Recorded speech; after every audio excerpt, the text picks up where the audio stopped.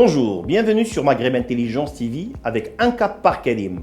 Le cas d'aujourd'hui est épineux, complexe et très difficile à comprendre.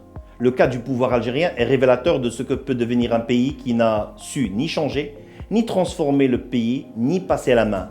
La question qui se pose aujourd'hui à tous, c'est celle d'un pouvoir dont on n'arrive pas à cerner les contours, dont on ne connaît pas l'ADN.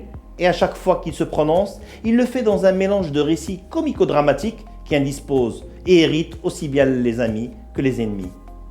La certitude que nous avons aujourd'hui est celle d'un pouvoir militaire, foncièrement militaire, égocentrique, insensible aux mutations idéologiques et géostratégiques, un pouvoir calculateur, susceptible, rancunier et qui surtout n'a pas confiance en soi, un pouvoir difforme, incohérent et qui n'arrive plus à se réinventer, un pouvoir qui érige le Maroc comme ennemi immémorial, un ennemi qui semble synthétiser dans les yeux et dans l'esprit des généraux et de la classe dirigeante algérienne l'épouvantail qu'il faudrait agiter devant une opinion publique locale, certes désemparée, mais tout de même lucide, très lucide.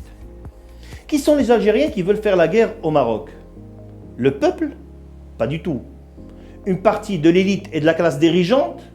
Assez consciente d'ailleurs de l'aventurisme suicidaire des généraux? Certainement pas. Alors, qui? Il s'agit du chef de l'état-major, le général Saïd Chengheleha, véritable homme fort du pays qui ne peut pas se maintenir au pouvoir et garantir après lui une retraite paisible pour les siens, que s'il affiche un anti-marocanisme primaire et une attitude belliqueuse, frôlant souvent, sinon toujours le ridicule. Saïd Chengheleha n'était pas préparé à devenir le numéro 1 en Algérie. C'est la mort soudaine et prématurée du général Ahmed Gaïd Saleh qui l'a propulsé au premier rang. Dépourvu de charisme et ne jouissant d'aucun prestige militaire auprès des siens, le général Saïd Chengheleha a rappelé auprès de lui des anciens du régime qui avaient déjà montré leurs limites dans les sombres années 90 et qui se sont fait facilement laminer par Feu Abdelaziz Bouteflika, un président à moitié opérationnel. Épaulé des généraux Khalid Nzar et de Mohamed Medien dit Tawfiq, tous octogénaires par ailleurs, Saïd Chengheleha hérite d'une Algérie économiquement à genoux et socialement en lambeaux. Leurs premières actions étaient de mettre en prison tous ceux qu'avait nommé auparavant le général Ahmed Gaïd Saleh, qui lui-même avait mis de son vivant les amis de Nzar et de Tawfiq dans les geôles. Depuis plus de 8 ans, l'Algérie bat les records du monde des plus brèves carrières à la tête des postes de responsabilité militaire.